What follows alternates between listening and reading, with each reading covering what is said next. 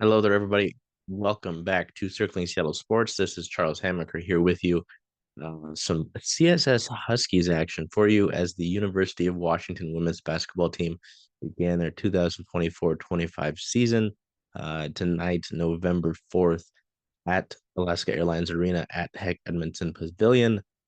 Big blowout victory for the Huskies. They win by a final score of 95-53. Big first half, two 25-point quarters to kick things off for Washington. Really separated them, including a first quarter that saw them finish out that first 10 minutes by a score of 28-3. Big victory across the board. Obviously, I mean, if you look at the competition, Seattle U, their women's program has struggled as of late, and it is an early season game, but you like what you see from the early returns. You want to take care of business, and that is what Washington did in this one. Tina Langley's group, a lot of returning players here, a few new ones that we got to see tonight. Was able to put on a good display, a bunch of different contributors, some good on-ball defensive pressure, a lot of good play in transition and pushing the pace. There are a few things that they'll want to work on, but largely a really solid game for the Huskies to begin their 2024-25 season. They're first in the Big Ten, their fourth season under Tina Langley as the head coach, and they're still looking to get back to the NCAA tournament for the first time since 2017. So we'll go into my players of the game. And so I don't know why it's uh, my players of the game here. There were a lot of really solid contributors across the board. I feel bad just pointing out two, so we'll talk about a few others before I wrap up my main two. But my main two, I went with Ella Dean and Tegan Brown. Excuse me, Ella Dean's a player that I'm really excited to cover this year. As you know, here at CSS, we get back into Husky coverage. Uh, Ladine was really able to kind of add some really key building blocks to build the Washington lead, to further the Washington lead, and at times in the second half, really kind of maintain that lead. As Seattle did put up some fight in the third and fourth quarter specifically. So Ladine finished, as you can see, 18 points, 5 rebounds, 2 assists, 2 steals, 7 of 10 from the field, including 4 of 6 from three. That was really exciting to see. It's nice to see, when Ladine is able to hit those. She's a really fun player to watch, and she made a few really good passes as well. There was one in particular to Savia Sellers that was really, really fun to watch. Um, and kind of exemplified what we saw from the Washington offense in this game. Tegan Brown, 14 points off the bench, which is really good to see. 50% shooting from the field, 3 rebounds, a little bit of foul trouble. Oh no, she drew 3 fouls, so that was pretty good.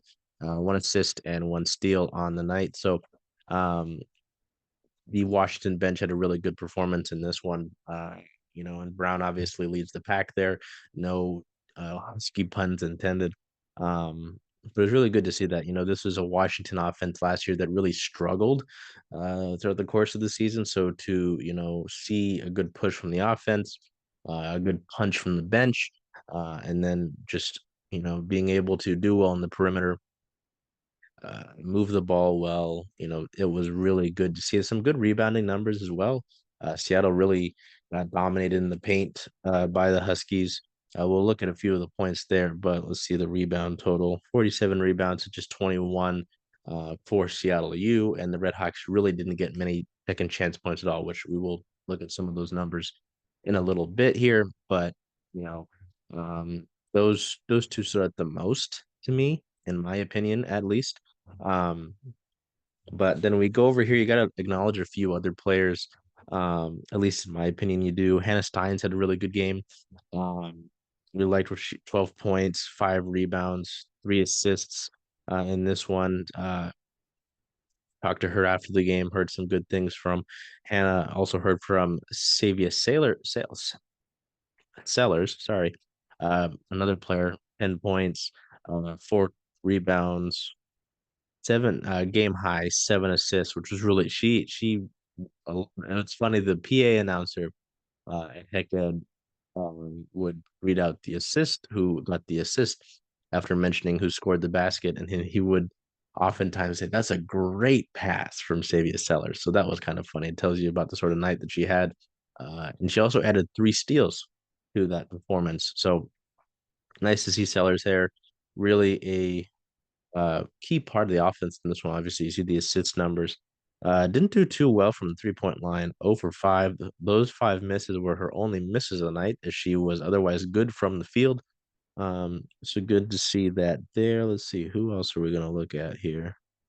Talked about Brown, Ladine, Stein, Sellers. Delia Daniels, really good first half, kind of quieter second half.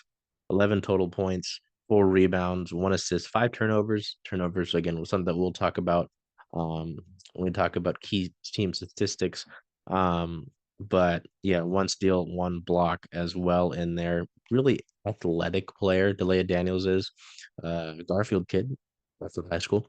So she really looked impressive in that first half and was a big factor in that, you know, first quarter where UW had a 22-0 run that helped them really build a big lead and get things going. So bunch of stuff there.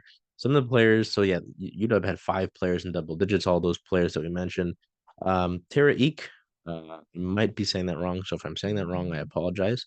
Um, had a good game, transfer, 6 rebounds, 6 points, 1 block shot, good presence in the paint for the Huskies, something that they're going to need this season. There's a good amount of guards in this team, a good amount of players who can play in the wing.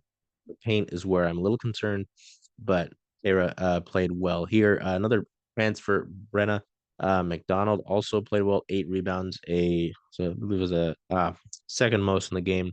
Uh, 4 points. So those two, Kara and Brenna, 2 players I'm really looking forward to be key in the front court for University of Washington in this season. But we'll see. It's not just going to be them. You got more forwards here to look at, um, and you'll need contributions from them as well. So we'll look at some notable Husky numbers. It was cool to see every UW player got points on the board by halftime. That was pretty remarkable. With the major lead that the Huskies were able to manufacture in that first half, head coach Tina Langley was able to really be generous with the points, the minutes, sorry, that she gave out in this game. I believe with just under 3 minutes left in the first half, she was able to fully empty the bench, which was pretty cool to see. And you got every Husky player ended up with at least 4 points in this one. So it's cool, to see the returning players in these early season games, right? It's cool to see that. Um, but to see some of the younger players and newer players like Devin Coppinger, who got a 95 out of 100 rating from the ESPN coming out of high school, Nooksack Valley High School. Cool to see her on the court. And everybody at least played 10 minutes. Yeah, 10. Olivia Anderson was the player with the least amount of minutes. Everybody else got at least 13 for Tara, Delia Dennis 16, Brendan McDonald 16, Chloe Briggs 16, and then everyone else up from there. So nice to see that. And then 38 of Washington's 95 total points coming from the bench. That's nice to see.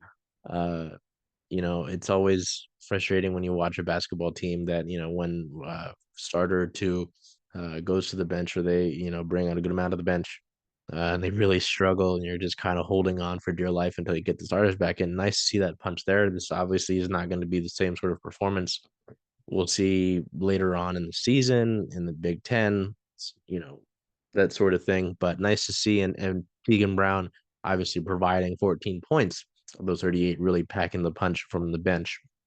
And then the paint as well. We talked about the paint. Washington really kind of dominating down there. That'll lead us perfectly into the key team statistics. We'll start with the second chance points there. You see Seattle U only 4 second chance points. That's really making sure that you're not getting, you know, any second looks, any other opportunities to kind of dig back into this game and move forward. A lot of the things that you'll see, points off turnovers is not as drastic as maybe it could have been. UW was in the passing lane as well. They were In the first quarter specifically, there were back-to-back steals and then breakaway layups. From Eladine, I believe Delia Daniels was the second one, forced the Seattle timeout. The on-ball pressure was really good. That was something that Tina Langley and Savia Sellers and Hannah Steins all talked about in the post-game press conference, that sort of staying in their gaps, that on-ball pressure, how important that was to them. And it showed. But, in the points off turnovers department, UW had, was it 16 turnovers? That's something they want to clean up. Langley said that they want to clean that up going from this game to their next game. So obviously something there. Talked about points in the panel already, second chance points as well. Fast break points. There was an emphasis in talking about transition and getting on the fast break, pushing the pace. That was something that Washington was able to do efficiently in this game. In particular, in the second quarter, really felt like Washington was bang, bang, really quick, really efficient offense. And that kind of helped make this game such a blowout so early on. Talked about the bench points and the field goal percentage. Yeah, there UW was able to really play well, shooting the ball, and especially you see those the 3-point numbers aren't great, but to see them hold the Redhawks at such a low number is pretty remarkable there. So we look ahead. Their next game for the Huskies is Thursday, November 7th at Alaska Airlines Arena at Heg Edmondson Pavilion versus the University of Pacific Tigers. I had to look up University of Pacific. They are a West Coast Conference team, so that's pretty fun. 6 p.m. PST tip-off time. It's the second game of a 4-game homestand for the Huskies as they begin their 2024-2025 season. So I hope you enjoyed that. Hope you will enjoy the photos and articles that we're going to put out with this as well, and hope to see you at a bunch of more coverage for our Husky teams. Hey, Charles. Hey, Jen. Hey, how about them Huskies? Ooh, purple and gold, baby. Yeah. When are you going to watch all those away games, though? All those away games. There are a lot of them, and I was hoping to come to Rough and Tumble because this is the home of Circling Saddle Sports. If that's okay with you. I think that's a great idea. Hope to see you all here.